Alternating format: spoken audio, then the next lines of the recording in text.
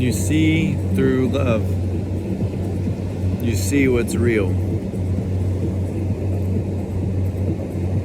What I've come to discover is that truth and love are synonymous. I know that love has been played with a lot, and we've used it in a lot of ways that I don't think are accurate with its meaning. So this may be kind of reclaiming the word and maybe just thinking about how we use it. 'Cause I do it too, I say, I love a piece of art, or I love a piece of food, or I love something somebody does. But what I'm really saying when I do that is I'm saying that I enjoy it and I appreciate it, which may be forms of love in a way, but this might be one of the reasons why we get distorted, and when we desire love from people, or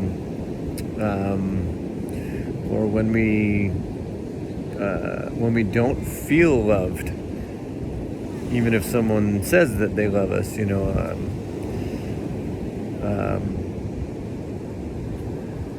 this is partly maybe why, is because it's expressed in a way that's not really aligned with its actual meaning. To love is one thing, but to enjoy is another. And I think oftentimes when we say we love things, really what we're trying to say is that we enjoy them or appreciate them.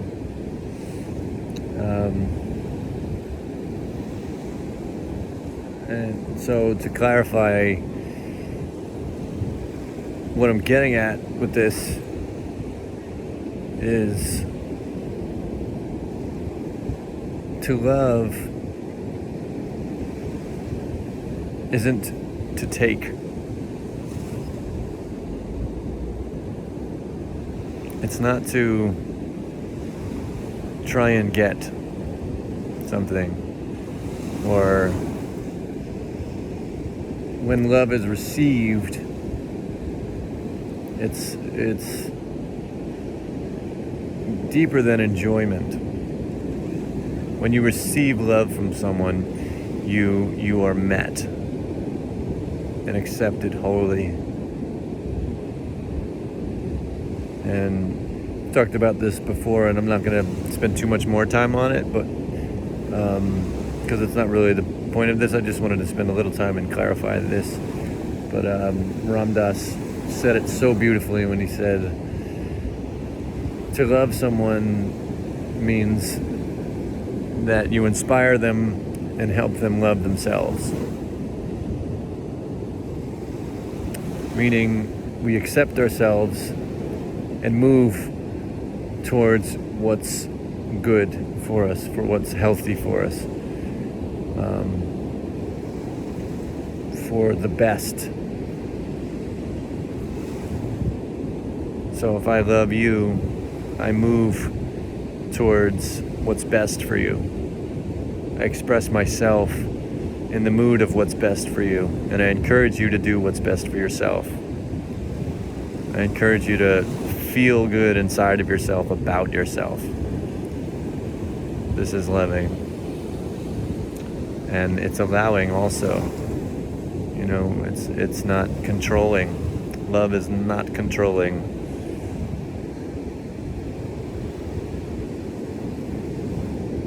And I think this is really important for us to know. Because if we're in relationship with anybody, either our family or significant others, and we're not clear on this, then we're not going to be giving, and we're not going to be receiving love in ways that we really yearn for. And maybe that's why we all feel like we're missing something from life. So there's all of that. And coming out of this is really what I wanted to talk about. But when you really experience life in this way and have this like knowledge or this perception really clear, then you really start to begin to witness things for what they really are, especially people. You know, because so often, maybe even like most of the time, we project ourselves onto others. You know, if someone comes up to us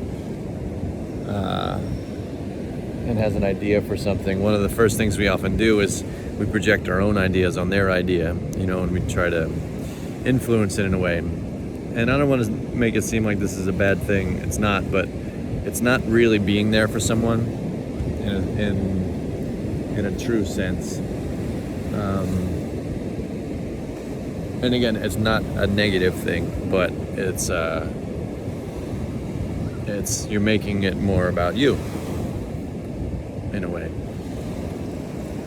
And sometimes that's appropriate, but to really, really love someone is to really be there with someone, for someone, and allow them to be themselves.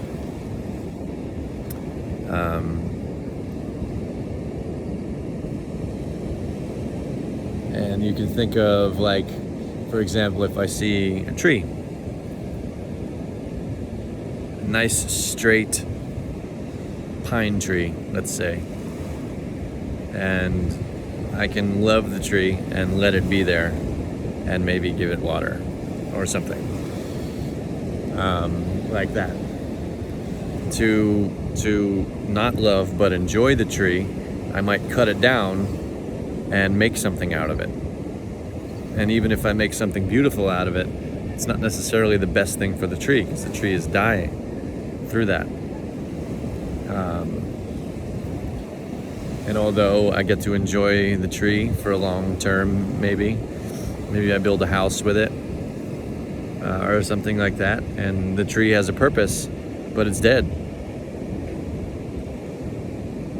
It's not in its like true form. It's been manipulated. It's been reconstructed. And again, not that this kind of thing is like the worst thing in the world, but it's not love for that thing. Love in conflict and disagreement. If your perception is rooted in love, which and all love's qualities, right? Then when you meet others, and when you interact with other humans, or anything else, really, for that matter, your perception will be rooted in acceptance. It will be moving and expressing for the greatest good of yourself and the other, if it's really a full loving experience. And you won't be projecting yourself onto the other person. It's a full acceptance, and it's a care for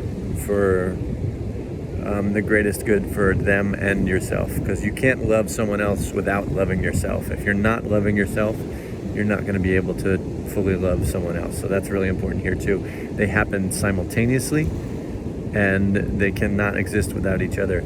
You can't love others truly without loving yourself and honoring yourself first, because it gets weird, it gets distorted. So loving in conflict is embracing a disagreement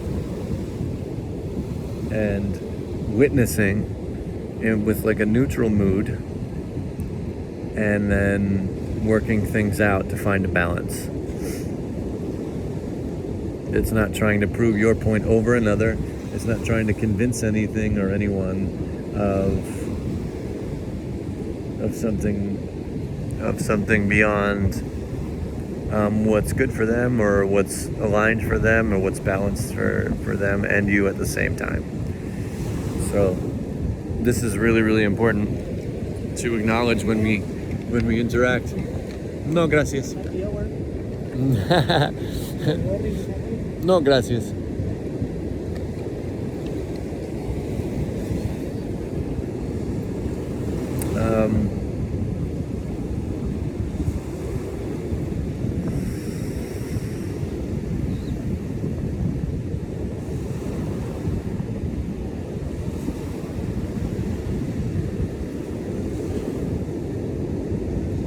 So if we, again, like I started this off, really get clear on the qualities of love, and really get clear on what's necessary to be able to receive and express and give love to anything and everything. And along with this, as I've kind of just talked about with love and conflict, is that it takes a degree of wisdom too, and discernment and even logic. Everything fits and everything is involved when we're in a state of love. Every aspect of our being is involved with love, even the aspects that may be because when we're not in that state, usually it's because some other layer of our mind or something like that is inflamed and overruling the balance of our being. For example, if an emotion comes through during an interaction, often the emotions will override and overrule logic and overrule compassion and kindness, and we'll be expressing through whatever the emotion is, and it's a distorted and inflamed version of truth and especially love.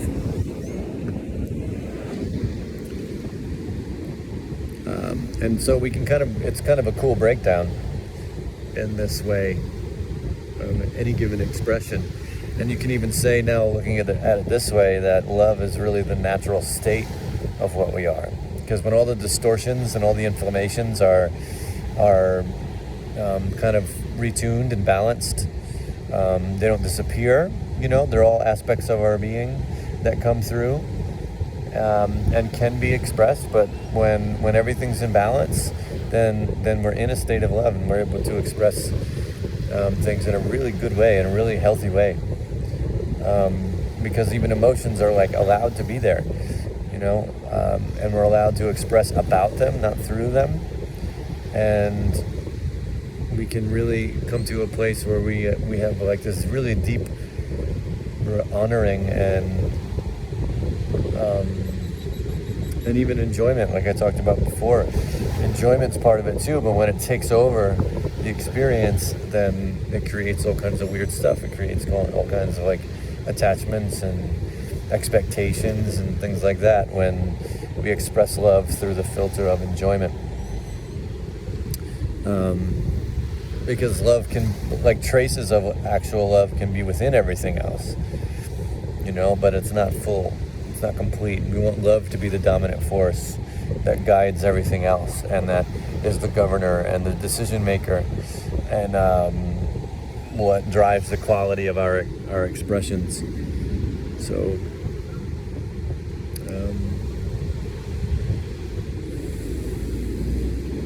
this is kind of a cool way of looking at any way that we express. So to kind of just clarify it a little, love's our natural state. Let's just call it that. And love is synonymous also with truth, right? And it's also kind of directly related to wisdom, because to be wise is to see things clearly, and to be able to love, you have to see things clearly as well. And then that being the strongest force within you allows, for example, your emotional mind, and your logical mind, and your judgmental mind, because judgments aren't bad. we have to judge things to keep ourselves safe and to, there's a great analogy of like you have to judge an avocado to make sure it's good to eat. Otherwise you're going to crack that, you're going to open it up and it's not going to be in the right state, but we have to sit there and inspect it and look at it and make a critical decision based on whether it's good for us. This is healthy and this is a natural thing we have to do. So, but when we don't get emotional about it, we don't get emotional about an avocado not being perfect for us. And it's the same with people, we don't need to get emotional if we meet someone and they're not perfectly aligned with us. There's no reason to do that. You can love them too, in whatever differences there may be. Everybody's got their own journey. Everybody's got their own karma.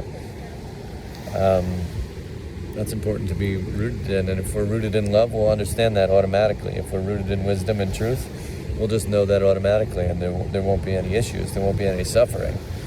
There won't be anything attached to the person. There won't be anything that we're projecting onto people. So this is really a great breakdown of everything. So allow love and everything that comes with it to govern all of your movements, all of your actions, everything you do, even your thoughts. Root yourself and anchor yourself in love, and then whatever comes through can be filtered through that. Okay.